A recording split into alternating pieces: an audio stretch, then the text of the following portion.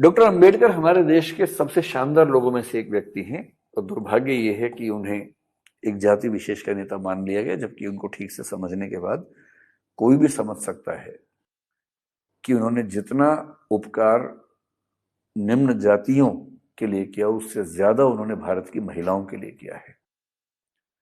उससे ज्यादा एक शानदार संविधान हमारे देश को देकर उपकार किया है। डॉक्टर अंबेडकर एक केस स्टडी है इस मामले में। वो जिस परिवार में पैदा हुए उसमें 14 बच्चे थे, जिनमें अंतिम नंबर पर वो थे। 14वें बच्चे थे अपने परिवार में।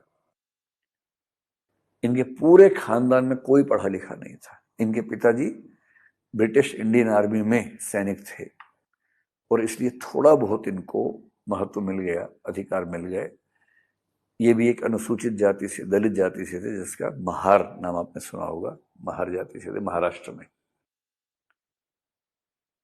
ऐसी हालत की, क्योंकि इनके पिताजी एक अच्छी नौकरी में थे, इसलिए इनको चांस मिल गया कि स्कूल में पढ़ सके।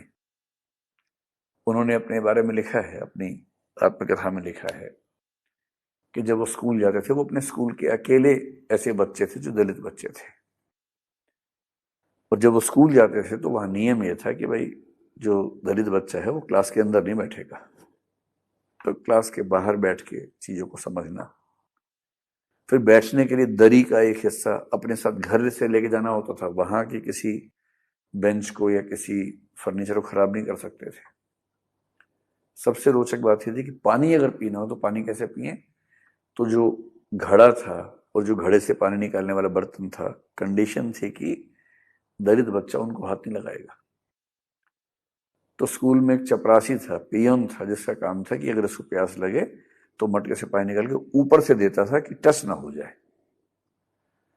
और अंबेडकर जी ने लिखा है अपनी आत्मकथा में, नो पियन नो वाटर, कि अगर किसी दिन चपरासी गलती छुट्टी पर रह गया ना, उस पूरे दिन पानी पीने का ऑप्शन नहीं होता था। मतलब कोई बच्चा दया करके पिला दिया अलग बात है, लेकिन सिस्टम के तौर पर ये ऑप्शन नहीं था।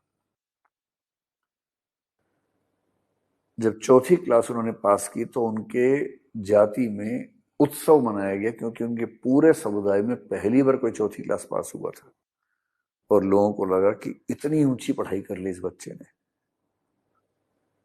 और फिर उस बच्चे ने अमेरिका से, इंग्लैंड से डबल डॉक्टरेट की, डबल पीएचडी की, और उसके बाद भारत के संविधान को लिखने में बहुत महत्वपूर्ण भूमिका निभाई।